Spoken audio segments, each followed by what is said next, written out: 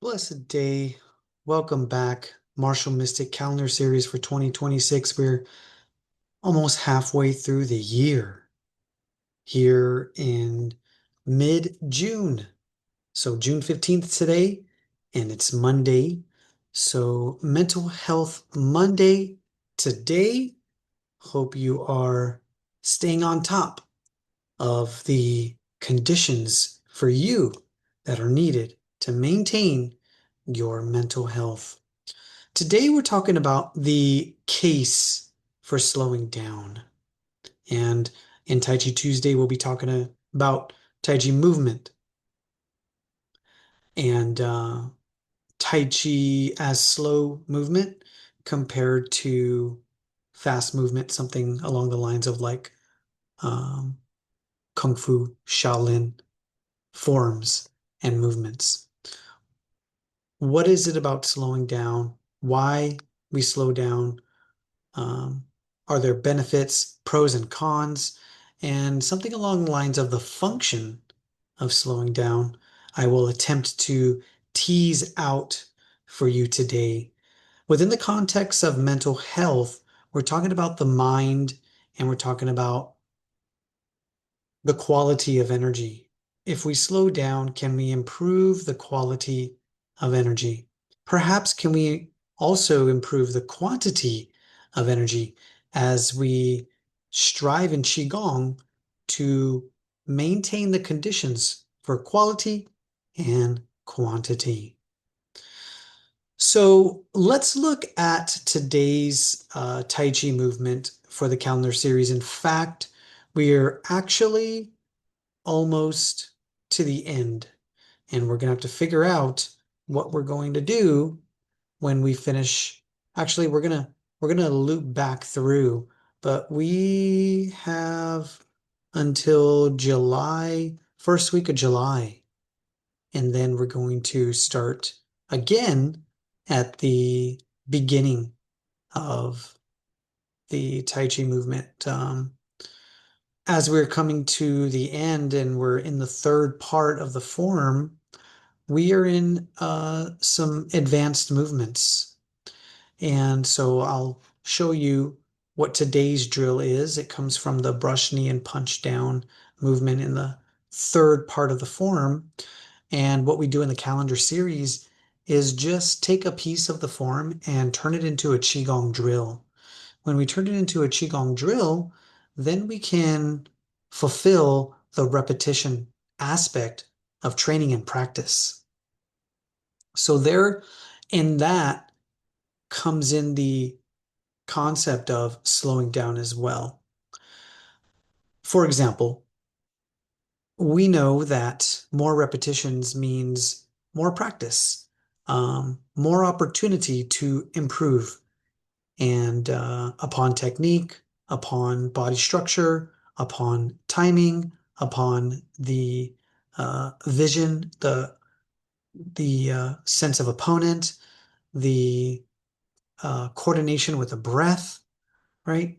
So if we were to just concentrate on the repetitions, however, then we might be incentivized or feel incentivized to move quickly through those repetitions. I remember when we were training, Dr. Young would require us to perform each uh, sequence, each Kung Fu sequence, at least 1,000 times. So, when we thought about that number, it was a little, daunting and almost easy to say, okay, let's just get it done, right? Move fast through it. But when we slow down and take each repetition in fully, mindfully, then we can really extract substance. We can really um, garner substance and take the time to open ourselves up, to open the body up to what I would say, the intelligence of the movement, the intelligence of Tai Chi, and the intelligence to slowing down. One of the pros. One of the cons about slowing down is that it takes time. You have to have time. Interestingly, when you slow down, time slows down. When time slows down, you also have the benefit of gaining more. Because when you slow down time, you open yourself up, as mentioned, to more in the moment, if you will. If you move through fast, you can miss things, right? So the body is the tool. Kung Fu and Tai Chi and these Qigong movements are the system that help us to learn these things, embody these principles and philosophy. So a lot of times people will say, well, why do you practice this or why do you do this at a slow pace, especially martial arts? No one's going to attack you in this slow way so that you can respond. And while that is part of the journey of learning martial arts, the what we are more focused on is the self-regulation. There's the self-regulation aspect which hones the techniques and the principles so that if and when you have to apply or utilize them, you don't have to think in the moment. They are naturally present. They are um, second nature. They are muscle memory. So, what are those things? What are those principles? What what becomes available to us when we slow down? And then how does mental health come into play here, right? So we've all been rushing through our house, or rushing to get out the door or rushing through class or work or something like that, and we stub our toe or we hit our hip on a corner of a table or something like that. Um, Sometimes people use the phrase getting ahead of yourself, right?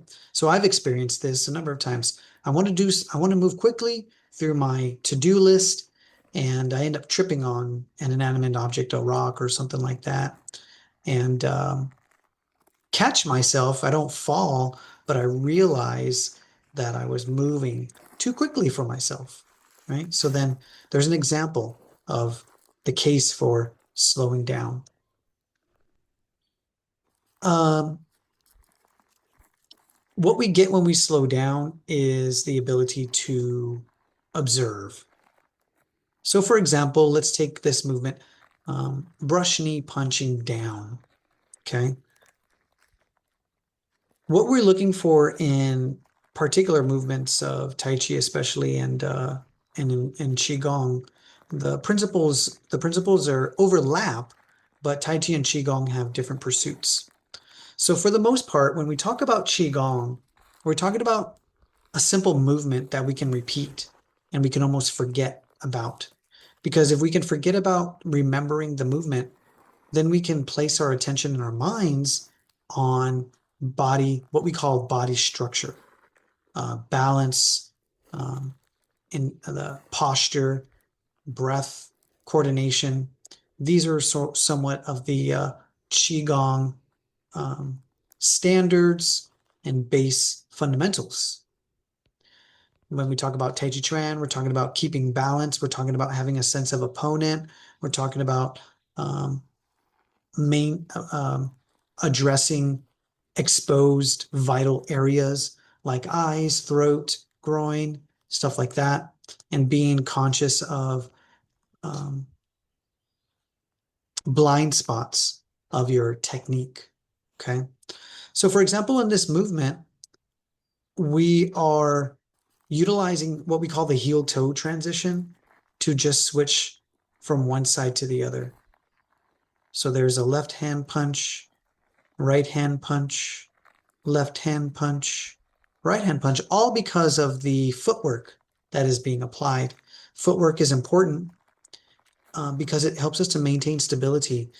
And as my teacher would remind us often, if you can't stand in a battle or in the battlefield and you fall, you're likely to get run over or killed, right? So to to the martial arts mentality, upright and standing upright, and the ability to maintain upright posture is a matter of life and death. Additionally, here, so that's the legs. Torso, in terms of the abdominal area, the lower back, the upper back, the shoulders. The torso is important because the torso is the root of the arms and the hands. The hands are important, and we can satisfy movement simply with just hands. But to integrate the torso movement, in particular, what we call the spine and the chest bow, now you really satisfy body structure and you keep your movement grounded in a way that allows you to stay more stable and even adapt in real time. So the body structure is huge. It's key. It's foundational, fundamental. And then you have breath awareness and breath coordination. Remembering to coordinate your breath with movement is a part of the practice. So anytime the hand goes away from the center, that's an exhale. Each time you see my hand punching, that's exhale. And then anytime there's a yield or a retreat or even a step, you can inhale. So that's also why we slow down. When we slow down, we can do one movement inhale, one movement exhale. One movement inhale, one movement exhale. One movement inhale, one movement exhale, right? So what that does then is start to bring us to the meditative aspect. When we can step into moving meditation, then we can really start to slow down and reap the benefits of slowing down, because now we start to have, remember, the theta shift. The theta shift corresponds to the brainwave states, theta being semi-sleep, right? So in that semi-sleep state, what we then do and can do is relax into the movement. When we relax into the movement, then what we can do is release unneeded tension. When we release unneeded tension, then we are able to step into the zone of energy efficiency. We only use the tissues that are required for the movement, and we don't bring anything that is not needed. If you move fast through something, it's easier to have a little bit of more of a discombobulated, disconnected energy, because you're just trying to move quickly through. So that energy of trying to move quickly through and trying to get to the next thing now starts to induce a brain state that is out of relaxation, out of the theta state. What we want to do for Qigong is train the body, mind, and breath to maintain relaxation, especially and even when we have to move fast. So what we do is we train the nervous system and the brain state and the body to maintain relaxation.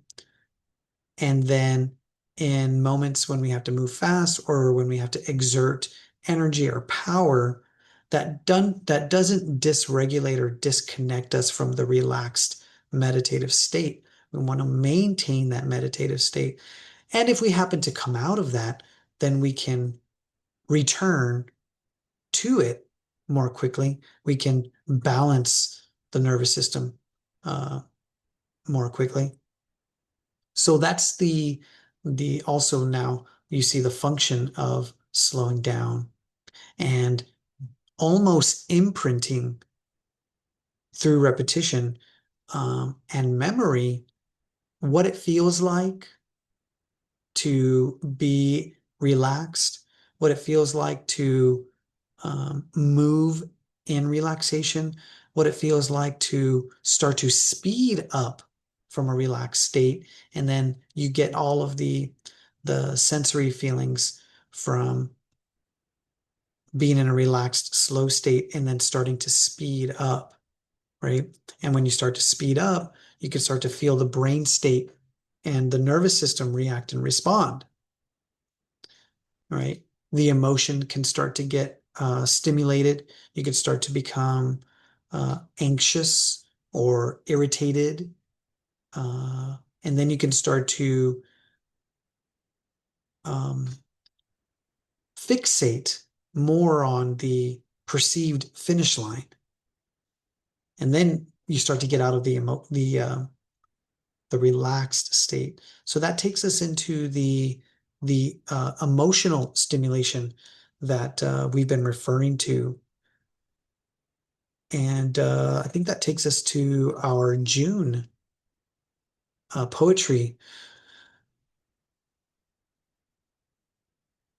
If you do not wish to be weak and old, the most important key is to absorb the internal, grand, harmonious, original chi, right? So the case for slowing down also includes the absorbing the internal, grand, harmonious, original chi, the yuan chi. Only when you can slow down to the moment and to the substance of the moment can you kind of like a hummingbird feeding off nectar, can you take in this original chi, right? It's easier to do this when you're in a deep, profound meditative state and you're laying down, but you want to also be able to do this when you are in moving meditation as well. You want to be able to tap into original chi, which means origin. You want to be able to tap into source energy, which is essentially Wu Ji, right? So remember that movement and mind, material and material, as you're doing your Qigong or your Tai Chi, is all yin and yang. However, you want to maintain the essence of Wu Ji, which is the red circle encompassing yin and yang. So that's also the case for slowing down. When you slow down, you can bring into, you can invoke, you can invite that source energy, the infinite potential, the Tao, the way, right? And that's why it's kind of called the way too, because you want to in each moment, in each movement, with each breath, maintain this sacred way and this sacred reminder about origin, about source, where you come from, where we come from, uh, and then all the 10,000 things from where do they come, right? And then we have this, we can have the conditions for unity consciousness, maintaining that unity consciousness when we slow down. If we move fast, we miss all of this, or it's more easy to miss all of this. So that's the case of slowing down, right? Speed is also cultivated in this place and in this space. Time becomes more substantial in this place when we slow down. And then we get what I call balance for humans in this state. When you slow down and you have to, as you saw in the walking drill, because you can start to challenge yourself in these movements. So let's say we were going to try to get lower in this stance. Well, that would challenge our balance. Humans need to do movement and learn balance through movement for the sake of their emotional stability and psychological stability. That is the mental health aspect here, right? This is the bottom up approach that we talk about in contrast to the top down, where thinking your way through mental health, in contrast, moving your way to mental health, the bottom-up approach. So if you're moving slowly, you can then start what we call is down regulate the nervous system. You slow down your heart rate, you slow down your lung rate, and then also you slow down your brain wave rate as well. Finally, here, which we'll get into more into the week, is we can, following along the lines of Wu Ji, we activate nature's intelligence within us. Something that I was thinking about was the speed at which the greenery around us grows. So for example, you can see me here moving in this forest. I'm moving in what I would call a slow Tai Chi state, but in a way, the trees and the plants behind me are also moving in a slow Tai Chi state because they're in constant, you know, growth as well and reaching out towards the sun. So that's why they expand in this physical realm as well, right? So one of the pursuits about moving slow is moving as slow as nature does as a way of connecting to nature. So um, that's why it's also beneficial to do Tai Chi in nature. Along with the fresh air, you get the uh, environment and the resonance of the environment because there's life all around you. These what we think are fixed inanimate objects are actually growing at their own speed. If we can, we can look at time lapses, right, which we have in the past. We can look at those time lapses, and we know that those branches, flowers, trees, and what have you are all growing at their speed. So that's Mental Health Monday for today.